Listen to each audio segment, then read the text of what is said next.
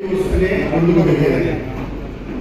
ప్రదీప్ వర్మజ వారి వ్యక్తిగత జీవితంలో ఎన్నో కష్టాలు కాలాలు దాటుండొచ్చు, అపార్థాలు ఉండొచ్చు, వారు దేవుడి గ్రహం నుండి మనిషి ఉండొచ్చు. కానీ ఈరోజు మీరు ఈ స్థానంలో ఉన్నారంటే అది కృప ద్వారా ఈ స్థానంలోకి వచ్చారని గుర్తించినప్పుడే దేవుని కృప కొనసాగుతుంది. రూల్స్లో ప్రేమను చంపకూడదు, నియమంలో ప్రేమను చంపకూడదు. ప్రేమ వచ్చింది, ప్రేమ ఉంటేనే కుటుంబం నెట్టబడుతుంది, ప్రేమ ఉంటేనే కనికరం నెట్టబడుతుంది, కనికరం ఉంటేనే దయ నెట్టబడుతుంది. ఈరోజు అనేక మంది వివాహ జీవితంలో దాడడానికి కారణం ఏంటంటే ప్రేమ లేదు. ప్రేమ సహించుకుంటుంది, ఓర్చుకుంటుంది, సహించుకుంటుంది, ఓర్చుకుంటుంది, తగ్గించుకుంటుంది, అన్ని రకాల బైబిల్ గ్రంథంలో ఉన్నవి. ఈరోజు ఆ వాక్యం చేస్తే సమయం అయిపోతుందండి. వాక్యం చెప్పకుండా దేవుడు అంటున్న మాటలు చెప్తున్నాము, అర్థం చేసుకుందాం. మరి ఈరోజు మీరు ఇరువురిని గణపరుస్తానికి వచ్చినప్పుడు మొదటిగా మనం చేసేది ఏంటంటే సమయం. ఈ 10 గంటలకని సమయంను నిశ్చయించారు, కానీ 10 గంటలకు జరగలేదు కదా, 11:30 అయింది. కొంతమంది ఇంకా ఎన్ని పెళ్ళిళ్ళు చూడలేదు, అన్ని పెళ్ళిళ్ళు ఇలా ఆలస్యం అవుతున్నాయి అనుకుంటున్నారు. వివాహ జీవితంలో ముందు దేవుడిని గణపరచాల్సింది సమయంతోనే. దేవుడు మన దగ్గర నుంచి అడుగుతుంది మన సమయం. ఆ సమయంతో మనం దేవుడిని గణపరిచిన రోజు దేవుడు అన్ని విషయాల్లో మనకి ఘనత ఇస్తాడండి. ఈరోజు ఎన్నో అనివార్య కారణాలు ఉండొచ్చు, కానీ ఈ వివాహ జీవితం రేపటి నుండి మీరు జీవితాన్ని కొనసాగించాలంటే సమయంతో గణపరుస్తాం చాలా ముఖ్యం.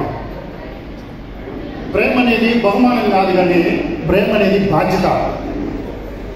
ప్రేమ అనేది ఈరోజు మనుషుల దగ్గర ఇచ్చి పుచ్చుకుందాం అనుకుంటున్నారు, కానీ బాధ్యతను వధిస్తే క్రీస్తు ప్రేమను సంపాదించుకోవచ్చు. ఈ వివాహ జీవితము, దాంపత్య జీవితమును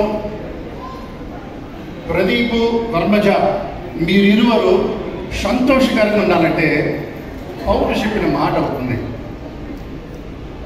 పాతవి గతించను, ఇదిగో కొత్త వాయను అని దేవుని వాగ్దానాన్ని పౌలు గారి జీవితంలో నెరవేరుస్తున్నాడు.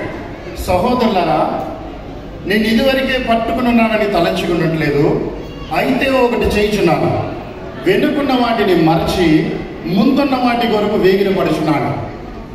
క్రీస్తు యేసునందు దేవుని ఉన్నతమైన పిలుపుకు బహుమానము పొందవాలని గురి ఎద్దకే పరిగెట్టుచున్నాను.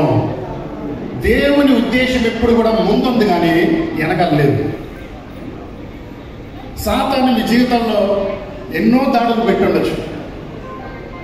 ఈరోజు ఇక్కడికి వచ్చిన వారందరూ మిమ్మల్ని దీవించి వెళ్ళిపోతారని మీరు అనుకోకండి. ఖచ్చితంగా దీవించేవారు ఉంటారు, కనీసం అనుకునేవారు ఉంటారు, మన మీద కక్ష పెట్టుకునేవారు ఉంటారు. ఎప్పుడు మీ జీవితంలో మూడో వ్యక్తిని మీరు అనుమతిస్తారో ఆ సాతాన్ని మనుషుల ద్వారానే వస్తాడు, కానీ ఆ మనుషులు మంచోళ్ళే, సాతాను మంచోడు కాదు. బాగా అర్థం చేసుకోండి. మీరు క్రీస్తుతో ప్రారంభించకపోతే, వెనకున్న వాటిని మనిషి ముందున్న వాటి వరకు వేగిర పడకపోతే మీకు నిరుత్సాహం వస్తుందా, గందరగోళం వస్తుందా, అనుమానం వస్తుందా? మీరు కట్టుకోకండి. మీకేం కాదంటే మీ అనుభవాలతో కట్టకండి. అనుభవాలు లోకానికి కావాలి. కుటుంబం కట్టాలంటే అనుభవాలు కావాలి. ఏం కావాలి? క్రీస్తు ప్రేమ కావాలి, క్రీస్తు త్యాగం కావాలి, క్రీస్తు బంధం కావాలి, క్రీస్తు లాంటి మనస్తత్వం కావాలి. దేవుని ఉద్దేశం ఎప్పుడు కూడా ముందుంది, కానీ ఎంత లేదు. గత జీవిత పాఠాలు ఈరోజు మన జీవితంలో మనల్ని బాధగా పడుతుంది. వివాహం అనేది ముందు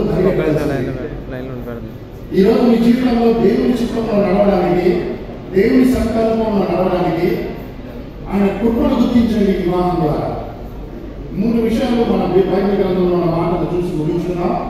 ఎఫెసీయులకు రాసిన పత్రిక 4వ అధ్యాయం 33వ వచనంలో బైబిల్ గ్రంథంలో ఒక మాట ఉంది, ఒకని ఎడల ఒకడు దయ కలిగి కరుణామయుడై క్రీస్తు యేసునందు దేవుడు మిమ్మల్ని క్షమించిన ప్రకారము మీరులో ఒకరి ఎడల ఒకరు క్షమించుడి. వివాహం అనేది పరిపూర్ణమైన ఇద్దరు వ్యక్తులు కలవడం కాదండి, కృపతో నింపబడిన వారు కలవడము, దేవుని కృపను సంపాదించిన వారు కలవడము. ఈరోజు మనుషులు ఏమనుకుంటున్నారో కావాల్సింది నీకు కాదు. దేవుని దృష్టిలో నీ హృదయం అలాగుంది, ఉద్దేశం అలాగుంది. ఆయన ఉద్దేశిస్తే సమాధానం ఉండేది కానీ కలవరత ఉండేది కాదు. ఈ లోకం